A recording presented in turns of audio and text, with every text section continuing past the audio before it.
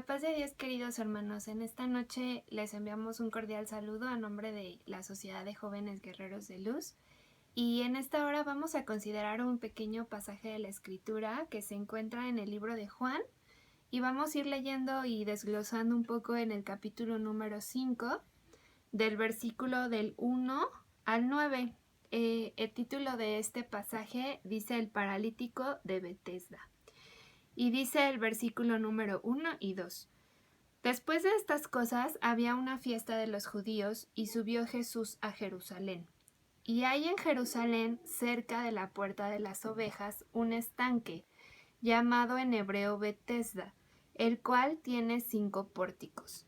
Si empezamos un poquito a recordar muchos acontecimientos que ya habían sucedido en el ministerio de nuestro Señor Jesucristo, pues podemos darnos cuenta que previo a su crucifixión, pues el Señor tenía que subir a Jerusalén. No era la primera vez que el Señor visitaba Jerusalén y tampoco era la primera vez que Él hacía muchos milagros que habían pues paralizado a muchos pobladores de la región. Sin embargo, nos encontramos en este momento y en este pasaje ante un acontecimiento muy singular en el ministerio de nuestro Señor Jesucristo. Este lugar, el estanque de Betesda, era un lugar muy especial por lo que los versículos siguientes nos relatan. Dice el versículo 3: En estos yacía una multitud de enfermos, ciegos, cojos y paralíticos que esperaban el movimiento del agua. ¿Por qué? Dice el versículo 4. Porque un ángel descendía de tiempo en tiempo al estanque y agitaba el agua. Y el que primero descendía al estanque después del movimiento del agua quedaba sano de cualquier enfermedad que tuviese. Obviamente, pues estos acontecimientos eran notorios entre el pueblo de Israel. Por eso este estanque era un lugar donde se reunían pues muchas personas que estaban enfermas y que estaban esperando un milagro. Significativamente, y es importante mencionarlo, pues sabemos que el agua en sí no tenía un poder específico, no era un lugar donde por sí sola el agua surtiera un efecto milagroso. El saber que en ese lugar se congregaban y saber que ahí estaban buscando un milagro que provenía de Dios, pues simboliza un acto de fe de todas estas personas. Es decir, todas las personas que allí se encontraban pues tenían la fe de saber que el Señor podía obrar un milagro, que el Dios poderoso de Israel podía obrar un milagro en sus vidas. Sin embargo, dice ahí que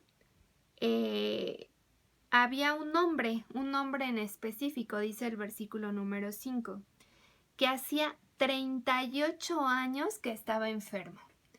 ¿Usted se puede imaginar, hermano, qué significa estar 38 años enfermo? La escritura no nos dice la edad de aquel hombre. Podemos inferir quizás que ya era un hombre pues mayor, si ya tenía 38 años enfermo. Pero sin duda a lo mejor pues muchos acontecimientos había vivido, muchos pensamientos tenía, porque se encontraba allí, ¿sabe?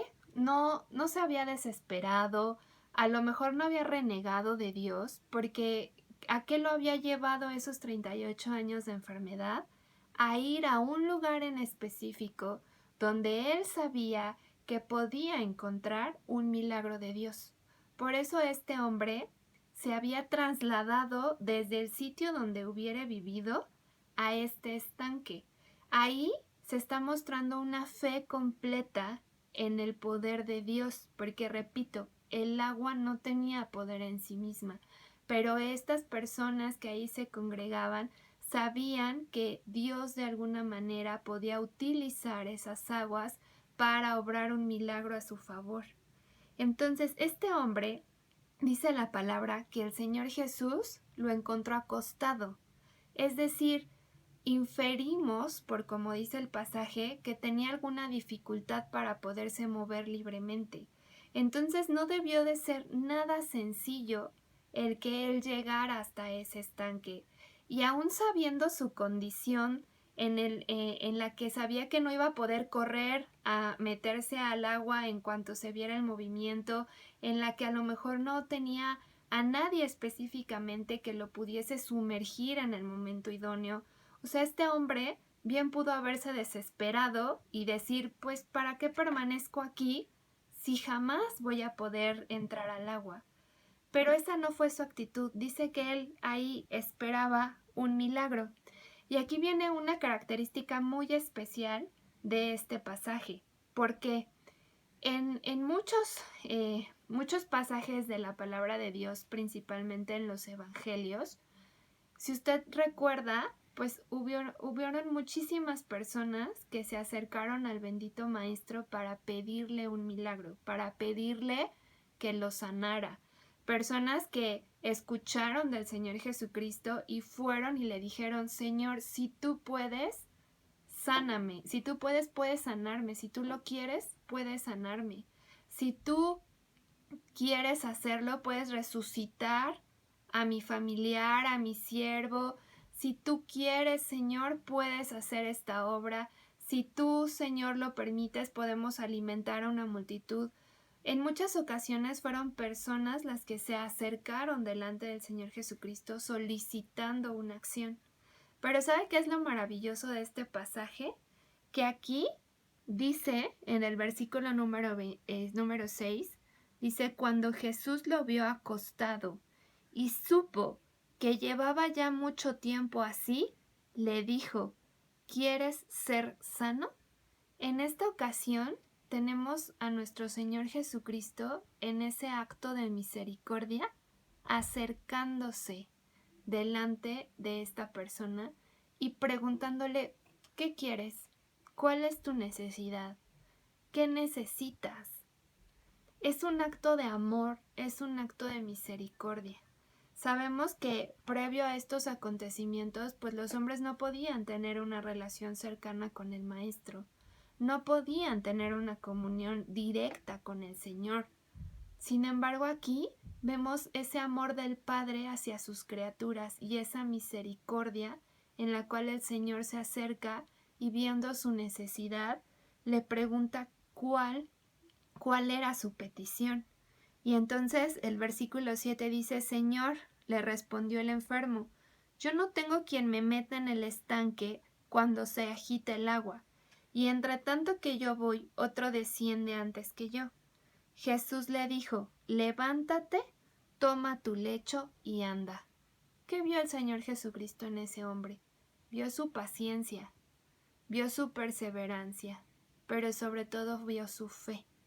La fe en saber que de una u otra manera el Señor iba a responder su petición. Pero también, hermano, ahí, fíjese cómo es importante que nosotros sepamos a dónde acudir y cuándo pedir las cosas que necesitamos. Dice la palabra de Dios, pedid y se os dará, buscad y hallaréis.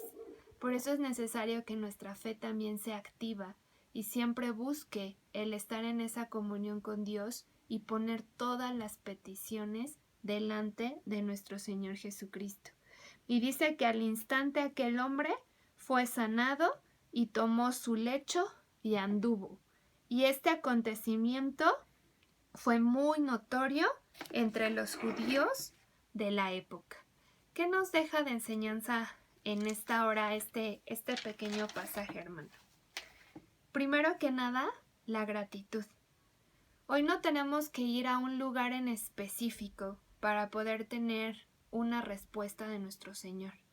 Hoy, donde quiera que estemos, podemos cerrar nuestros ojos y clamar con una convicción que dice su palabra, clama a mí y yo te responderé y te enseñaré cosas grandes y ocultas que tú no conoces. Hoy tenemos una comunión libre por la sangre del Señor Jesucristo. En ese momento, pues quizás Dios se valía de esas aguas para poder sanar a quien Él así le placía hacerlo. Pero sabe, hermano, hoy tenemos ese camino hacia el Padre, hoy tenemos esa libertad por la sangre de nuestro Señor Jesucristo. Y no hay otro medio, no hay otra forma de poder ser salvos. Entonces tenemos que ser agradecidos porque podemos tener esa relación con Dios y la convicción de que Él siempre nos oye. También, ¿sabe qué es lo segundo que podemos aprender y que también es maravilloso? Que el Señor también nos ha buscado y nos invita. Venid a mí, todos los que estáis trabajados y cansados, y yo os haré descansar. Pedid, decíamos hace un minuto, y se os dará. Hoy el Señor puede estarnos buscando. A ver, ¿por qué te turbas? ¿Por qué te angustias? ¿Cuál es tu necesidad? ¿Cuál es tu petición? Aquí estoy. Ahí está el Señor Dios Todopoderoso. ¿Habrá algo imposible para Él? No, hermano. Podemos voltear confiadamente y sin intermediarios y buscar su respuesta, buscar su cobijo. Ahí está el Señor mostrándonos ese amor. ¿Cuál es tu petición? Tercero, este hombre, hermano, pudo haberse desesperado en 38 años, imagínese, 38 años, pero no lo hizo. Su fe fue firme. ¿Qué nos enseña? El tiempo de Dios es perfecto. Hoy en día que vivimos tan rápido, quizás ya nos hemos desesperado porque el tiempo no avanza, porque las circunstancias que nos rodean no mejoran a nuestra percepción, porque ¿cuándo va a acabar todo esto? Pero sabe, hermano, lo que nos debe preocupar no es el tiempo, porque ese le pertenece a Dios y es perfecto. Nos debe preocupar que nuestra fe esté firme, que nuestra confianza esté en el Maestro y que nuestra mirada esté en las cosas de arriba, como dice su palabra. Él cumplirá su voluntad en su perfecto tiempo. Él responderá a su petición en el perfecto tiempo. Y por último, ¿qué debemos hacer mientras esperamos? Orar, construir una fe firme, avanzar en el conocimiento de Dios y tener la confianza de que nuestro Señor no solo es nuestro Salvador, también es nuestro sanador cuando estamos enfermos, también es quien nos provee y también es quien nos guarda. Así que, hermanos, teniendo, dice su palabra, tal sumo sacerdote, acérquese confiadamente al trono de la gracia. Si hoy tiene una petición en específico, no decaiga en su oración, no se desespere, vaya al lugar indicado, vaya a los pies del bendito Señor y pídale que Él obre misericordia en su vida. No importa, hermano, que vivamos tribulación, angustia, hambre, escasez, todo está en las manos de nuestro Dios y solo recuerde que nada nos puede separar del amor de nuestro Dios. Dios le bendiga, hermano.